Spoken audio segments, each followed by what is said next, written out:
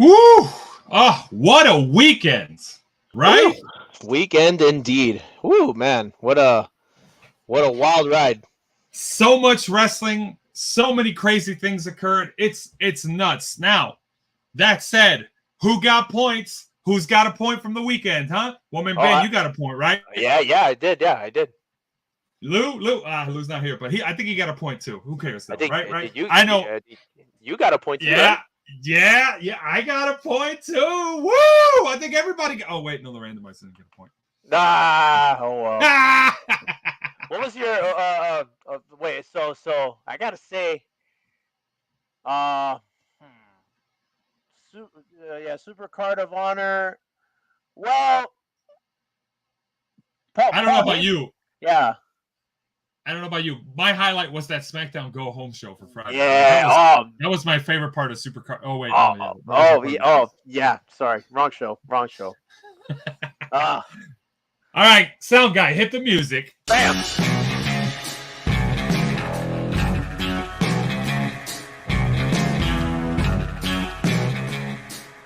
Welcome to TFSPOD. That's 24/7 podcast.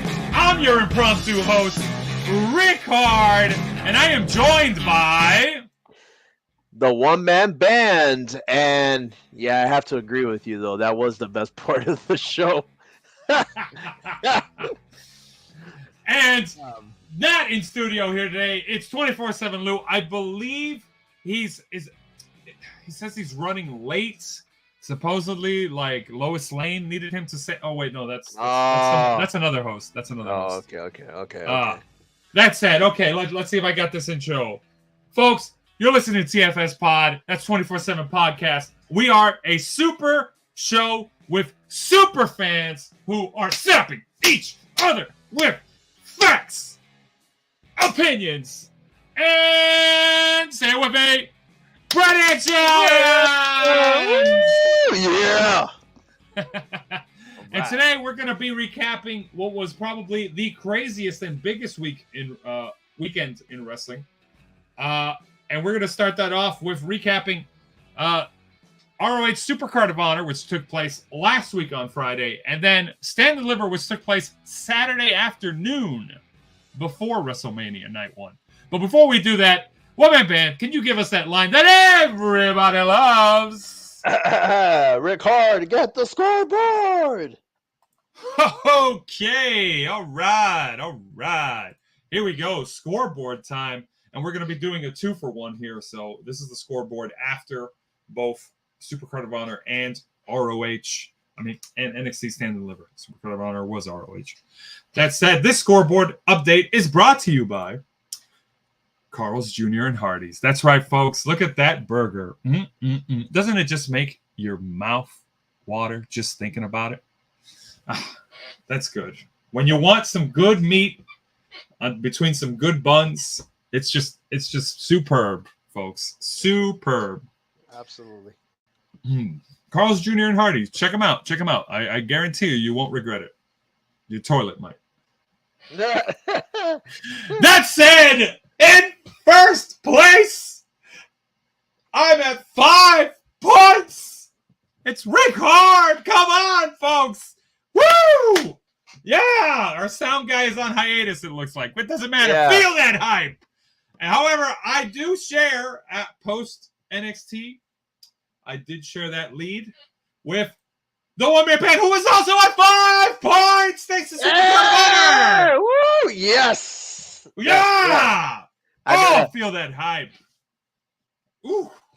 I got a point on NXT Stand and Deliver. You got a point on Supercard of Honor. And another person that got a point on Supercard of Honor was none other than, he's not here today, 24/7 Lou. He's now at 4 points. 4. Behind him, he got a brief lead over Main Event Jeff, who had 3 points. Oh, 3. I tell you, man, Jeff, this has been Jeff's year. He really has. He has never looked this hot. Like, just out the gate, he's gunning for it. He is gunning for it this year. He has told me as much. He wants that title. Everybody wants that title. That said, behind him, no slouch himself, Osama bin Diesel, who is at 2 points. Okay, all right. I get it. Yeah, that was a bit of a delay. I get it. We're all worried about what he'll do with the title if he does ever get his hands on it, but not to worry. He's got a hell of a road ahead of him. That said, everyone else is at 0, including viewers like you, folks, and including. Do we want to say, who do we want to say for this We're still gonna say it, including the Torinator. The Torinator. My God, he was so hell bent, and look what happened. For those of you not knowing, that man was telling me for at least a year, I could do this. I could make these predictions. If I was making predictions, I'd be smacking everybody up on the board. You'd have to give me the title, dude. This is a joke. Where you at, man? You're not even on the board. Just like all the other viewers. But viewers, we do appreciate you, folks. We do appreciate you. We want to hear from you. Let us know what your thoughts were about this weekend. Let us know what your predictions are for upcoming events. We put community posts, I think. I'm not in charge of that. I hope somebody does.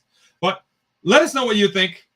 We want to hear from you. That said, that's the scoreboard. Back to you, Rickard. What a guy, Rickard. Okay. All right, let's get into this. Super Card of Honor recap. Here we go. And there were more matches than we ended up doing points for. So what a surprise. Yeah, typical ROH fashion here. We're going to cover the ones that we had recaps for because we're going to speed run through this. Unfortunately, when you go up against SmackDown and you also go up against the WWE Hall of Fame induction ceremony in Philly with Paul Heyman getting inducted, it's pretty hard to get eyeballs on your product and get interest. But we're gonna do our best here to recap results here, starting with Kyle Fletcher versus Lee Johnson for the World Ring of Honor Television Championship. The winner was the champ. Yeah, I had a feeling. Yeah. I don't know. I had a feeling. Kyle Fletcher got the retention, and we had everybody have 1 point except for Osama bin Diesel.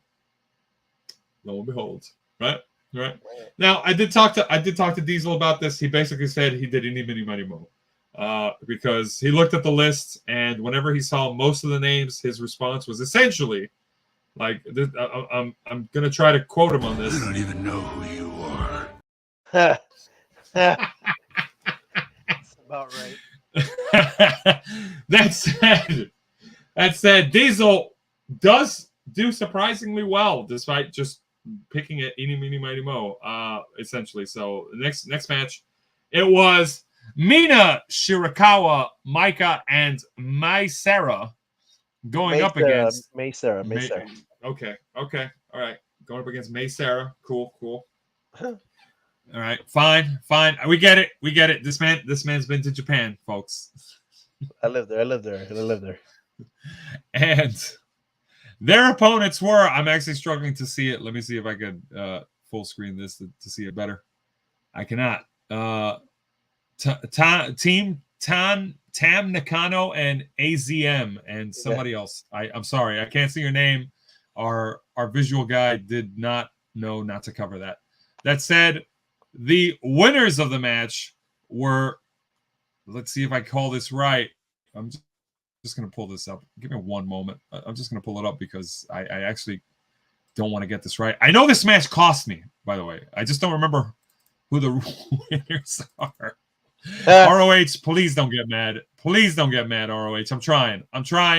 The winners of this match were Mai Sarah and Empress Nexus Venus, which is Mina Shirakawa and Micah. So that match cost me, and essentially that put Lou and the one-man band, as well as the randomizer, surprisingly enough, in the lead. Woo. Then we had Billy Starks go up against Queen Aminata, with Billy Starks getting the win, and this was for the inaugural tournament final for the ROH Women's World TV Championship. So once again, AEW, ROH, same issue as before. Too many titles. Too many titles. Some of that might be spreading to WWE, to be honest, and NXT. Yeah. More on that. More on that later. More on that later. We'll cover that later. This was basically a consensus pick, if I'm not mistaken. So everybody got a point. So your lead maintained. Ooh. Then we had Dalton Castle go up against Johnny TV, and Dalton Castle got the win. And this match cost everybody a perfect, except for the randomizer, who was starting to look like they were going to take it. Surprisingly enough, which naturally, if the randomizer wins the show, we know what that means. Bad pay-per-view, right? Yeah. I'm just kidding. But that is the standard. That is the standard, folks. If it's truth, it's truth. That said, after this, it was Athena going up against Hikaru Shida, and if the previous match didn't take me out of contention, this one did, because Athena beat my girl Hikaru in what was, I hear, a pretty good match, actually. So Athena got the win, and this put me out of the game completely. Damn. This put me out of the game. Put you in a tie with the randomizer. Puts Diesel and Main Event Jeff also tied. And then we got to main event match. Eddie Kingston going up against Mark Briscoe for the ROH World Championship. And Mark Briscoe, new champ. Not surprised. Eddie Kingston had his moment in the sun being a Triple Crown champ at the same time, having a bunch of titles. He lost one previously, so this was kind of a done deal. And this basically, you had Mark Briscoe get a bunch of people in the ring. They were all cheering him. I could see what's this guy's name? The guy that does a good Macho Man Randy Savage impression. Jay Lethal. Jay Lethal. There we go. There's Jay Lethal in the background there. A couple other folks there. They're all cheering for him. Hey, way to go. Woo. Yeah, Mark Briscoe finally did it. He did it for his bro. Yeah. I still have that thought of, back in 2016 when I met them out in the parking lot at the War Memorial Auditorium. Cool guys, man. It's really, really sad. Really, really sad that happened, and to Jay Briscoe. It's terrible. I still think about that, and I'm just glad I got to meet them, and I got to meet Jay Lethal that night too. I actually have a picture with him, so that's pretty cool. Hey, all right. Yeah, so nice. That is pretty cool. Took a picture with Jay Lethal and Colt Cabana. Okay. Boom, boom, Colt Cabana, boom, boom. Colt Cabana. Colt Cabana, boom, boom. I'm not an AEW, boom, boom. Hold on. Colt Cabana. Who the hell is that? Some mid-carder? No, come on. Let's be fair. All right, okay. All right, let's be fair, yeah. I think he was NWA, maybe, and I don't know if he was NWA champion. I know for sure he was NWA North American champion. All right. Hey, I'm just saying, like, that's terrible. Hey, yeah, CM Punk, he'd say that. Oh, well, yeah, I'm sure he would. Yeah, I'm sure he would. But it's kind of sad that turned out the way it did. But but I want to say, let me see. I'm trying to see really quick if he was a NWA. Yeah. Okay. Yes, I was right. He's been the NWA National Champion twice and the NWA World Heavyweight Champion twice. So okay, yeah, that counts for something. You're right. Yeah, that definitely counts. That definitely counts. And he was ranked number 44 of the top 500 singles wrestlers in the PWI 500 in 2012. PWI, isn't that thing Dave Meltzer does? Yeah, it might be. Yeah. God. Dave Meltzer with his ratings. I've had it up to here with you, rebels. True. Except instead of rules, I just call it scores. That's sad. We're getting we're losing track here. Congratulations to Mark Briscoe on the win over Eddie Kingston. Very solid way to end right. Well done. Well done. And this Well done indeed. was cemented you, not a perfect score. We did have a perfect score for the weekend, but it was not this. No, This was it cemented you and Lou and gave you both 2 points. yeah. Which gave you a lead. Which gave you a lead over me. And I was like, no. For a little bit. I was tied with Lou. Jeez, there could be no worse feeling. Yeah. Well. All right. That's been the Supercard of Honor recap from Friday. Now let's go ahead and go into NXT Stand and Deliver, the recap from Saturday afternoon. Now, did you get a chance to watch this? I did not, unfortunately. I will say I did, and superb work all around. I enjoyed all the matches. It set the tone perfectly for WWE's Weekend of Wrestling, and we'll get into the matches now. But I really like the show, and I'm not just saying that because I got a point, though that did make it better. I'm sure it did. Yeah, it did. It did. All right, NXT Stand and Deliver. Here we go.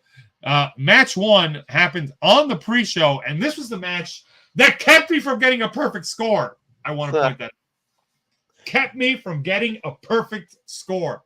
And it's because no one expected Shawn Spears to lose in what was essentially his premium live event debut match against Joe Gacy.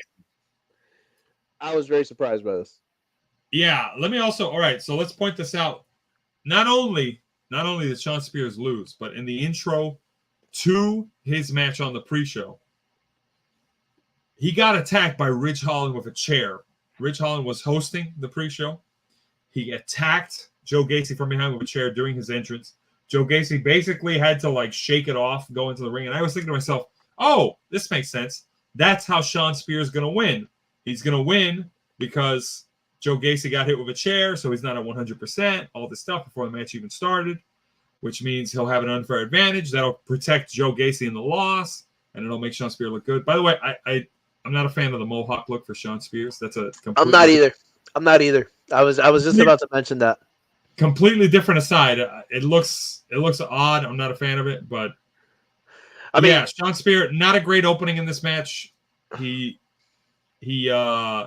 had every advantage of the book, and it feels like this was the AEW curse. They made him lose to Joe Gacy.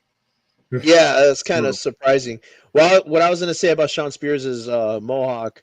I mean, this is coming from a guy who barely has hair anymore, so I can't really say anything. But yeah, so I mean, you know, I'm kind of losing it. It's all right though. 39 years old. It's, you know, had a good run. But yeah, I was very, very surprised that Shawn Spears, formerly known as Ty Dillinger, the Perfect 10, I was very, very surprised that they didn't give him the win on this one. Like, I didn't see the point personally in giving the win to Joe Gacy. I don't know why. I really don't know why that happened. But, you know, people know booking best, you know. So, we'll see. We'll see how this goes about. But I'm pretty sure Shawn Spears is going to get his comeuppance. I'm almost certain. So he should be fine. Or he'll get the jobber treatment. I personally miss him as Ty Dillinger. I do too. I liked him as Ty Dillinger. He was very entertaining as the Perfect 10. You know what I mean? Yeah, I liked it. I liked it. Yeah, I liked it a lot. So I really think, you know, that they gotta do something for him, man. Like, they gotta really, you know, make sure that they keep Shawn Spears protected in some way, man. Because, like I said, he's great. I really like him, and I think he deserves better. You know. I get you. Yeah. There's potential there. With the proper booking. Yeah, absolutely. But let's not kid ourselves. Joe Gacy was also getting a long string of losses. So they both needed it. I guess Joe Gacy, the bookers thought he needed it more. Either way. Yeah, I guess. Decent opener. That's decent pre-show match. Now this next match. Oh, by the way, the randomizer got a point off the beginning of this. Unfortunately. Yeah, man. That's the level of predictions we had for Joe Gacy winning. No human competitor thought he would win. That's that next match, which was the opener of the actual show proper, not on the pre-show. It was Nathan Frazier going up with Axiom against the Wolf Dogs. Hoo, hoo, hoo, hoo. And size difference aside, by the way, like some of the selling by Baron Corbin and Braun Breaker was so above and beyond what it needed to be. Like the size difference between these two teams, crazy. Axiom and Nathan Frazier brought it with the flippy moves. Let's not kid ourselves here. But ultimately, Braun Breaker and Baron Corbin got the win. A lot of speculation as to whether they were going to lose it there. After all, they are tag team champions on NXT, but Braun Breaker is technically on SmackDown. So there's a lot of confusion as to why he's still on NXT if he's supposed to be on SmackDown. That said, well done to the Wolf Dogs. Braun Breaker finally winning a match at an NXT Stand and Deliver. He got screwed over by Dolph Ziggler 2 years ago. Yep. And then the year after, I think he lost it to Carmelo Hayes. I might be mistaken. I think so. Yes, I think so. So yeah, good for Braun Breaker finally winning at a Stand and Deliver. Might be his second time. Don't quote me on that. But yeah, Wolf Dogs for the win, putting us back in a tie with the randomizer, except for Vin Diesel, who was under the impression that Wolf Dogs would lose because Braun Breaker had to go to Raw or SmackDown. Good point. Next match, Obafemi going up against Dijak and Josh Briggs. And this match was basically this wasn't the order of the matches, by the way, I don't think. I don't think so either, but that's fine. Either way, triple threat match. A lot of big guys hitting each other. Dijak doing some crazy flippy moves, by the way. So that was pretty cool. But that said, Obafemi got the win, overpowering them. I believe he just demolished everybody in this match. Like a lot of the match was Dijak and Josh Briggs teaming up to take him down. But it was unsuccessful. Obafemi with the win. He looks like $1 million.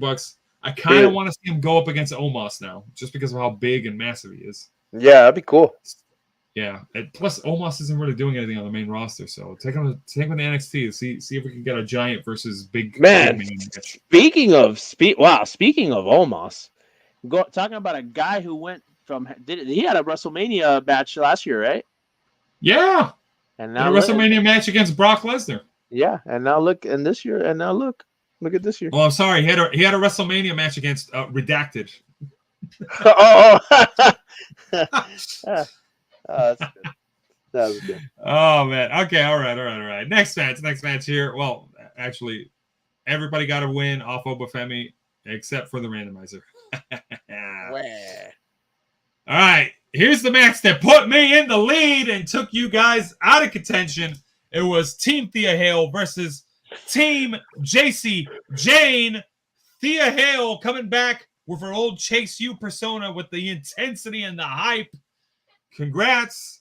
She got the win by making, I believe it was Izzy Dame tap out to a Kimura lock in the finals. JC Jane wanted none of that. So Thea Hale did manage to get her hands on JC Jane, but Team Thea Hale got the win. Superb move. I said it before several months back last year.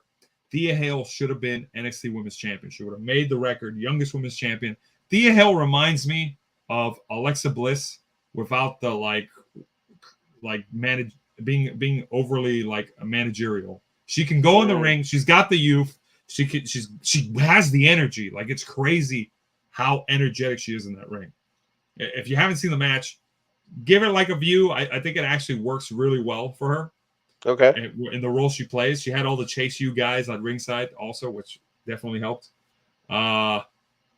But yeah, I like her character and her presentation. So Thea Hale, keep doing what you're doing. You're doing amazing work. That said, this one put me in the lead. Yes, man. Oh yeah, I was like, damn, bro. Here we go. Yeah, here we go. It was the start of my comeback. Because next up was Roxanne Perez going up against Lyra Valkyria. And this was the beginning of the end for my chances. Or my chance. Well, it was the beginning of the end for Osama bin Diesel will take the win. Because he picked... What was it? He picked Lyra Valkyria and he was the only one that had different picks. So boom, Right off the bat. right off the bat, Osama Diesel was gone, which left me with just main event Jeff as a potential opponent.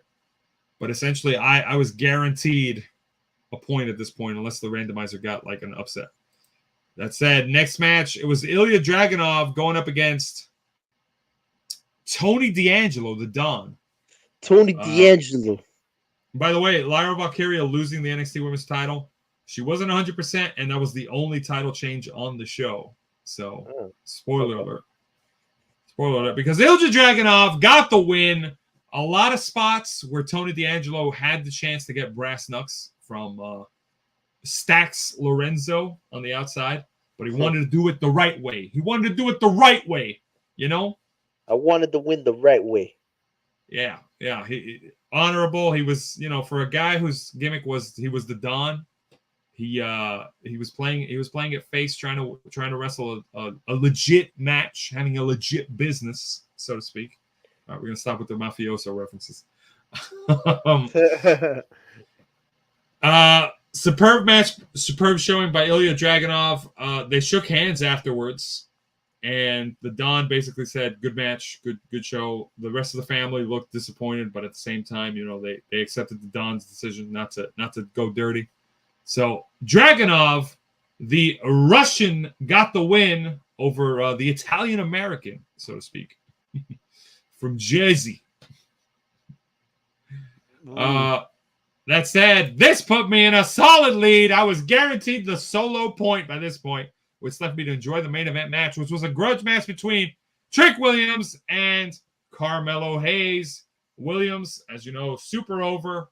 There was no way Carmelo Hayes was walking away with a win. I don't think anybody picked Carmelo Hayes except for the randomizer. Trick Williams got the win. He's no longer the hype man. He is the main eventer. Way to go, Trick Williams. Finally getting your comeuppance on Carmelo Hayes. And that's the final scoreboard. Isn't it beauty? Thing of beauty. Chef's kiss. It's all right. Chef's kiss. If it weren't for Joe Gacy, I would have gotten a perfect score. But okay, it's all good. Thanks, Joe Gacy. Thanks, Joe Gacy. You know how the theme goes. Love is. But I'm not gonna sing the theme. He has a great theme, though. He does have a great theme, folks. If you can check out his theme, check it out.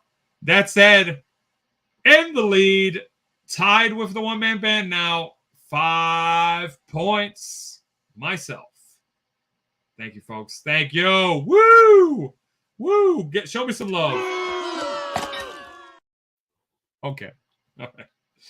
That said, I believe that's all we got to say about the first half of WrestleMania weekend.